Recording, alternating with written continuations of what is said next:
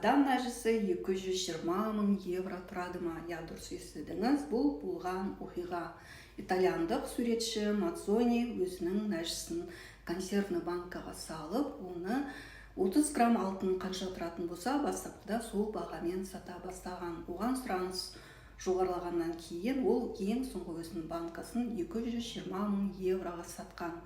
Бұл жерде айтып кететін жайт, бұның бәрі адамның мышлениясына байланысты. Адамда осы менің бизнесім жүреді ма, бұл товар өтіп кетеді ма деген сияқты адамда қорқыныш, сенімсіздік болған кезде бұл біздің мидағы блоктар, ол керісінше сіздің сол сатам деген, бастайым деген ісіңізді кері тартады. Бұның бәрі мышленияға байланысты, мидағы блоктарға байланысты.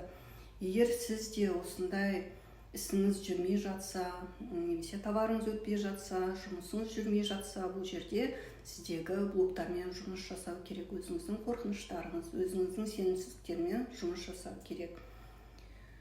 Егер сіз проработка арқылы осы мәселелерден арылғыңыз келсе, төменге блок сөзін қалдырыңыз.